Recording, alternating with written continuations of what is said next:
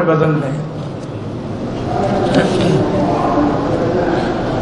میرے دوستوں نے کہا تھا عمرہ کرنا طواف کرنا بالکل کر، لیکن ایک کے لیے ایک.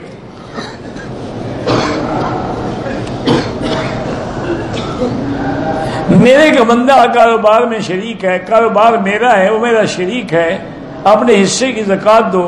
وہ کہتا ہے میں زکوٰۃ نہیں دیتا. بہرحال وہ زکوٰۃ نہیں دے گا تو گناہگار وہی ہوگا. آپ نے اس کو کہہ دیا بس.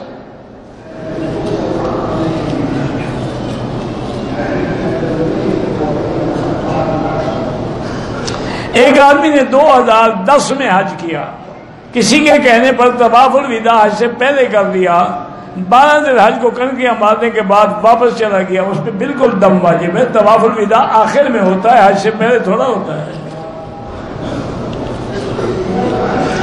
اگر عورت حیض میں ہو تو میاں بیوی مل سکتے ہیں، بالکل گناہ ہے، سخت گناہ بھی ہے، اور دونوں کی شدید بیماری میں مبتلا ہونے کا بھی خطرہ ہے.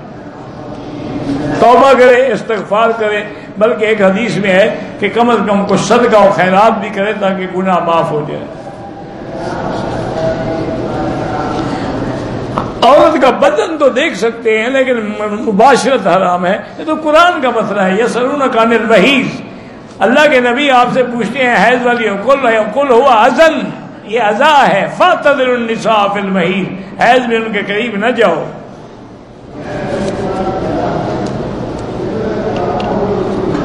بیوی کو حیض ہو تو مرد اپنی شہوت کیسے پوری کرے؟ دوسری شادی کر لے،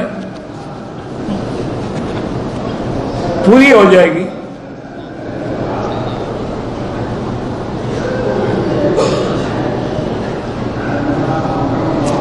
طارق جمیل صاحب نے کہا ہے کہ دیوبندی بریلوی شیعہ بہرحال کہا ہوگا، بزرگ آدمی ہیں، میں ان کے بارے میں کوئی بات نہیں کہتا. وہ جو بھی فرماتے ہیں عالم آدمی ہیں، بہرحال لازمی بات ہے کسی نے کسی حدیث میں پڑھا ہوگا.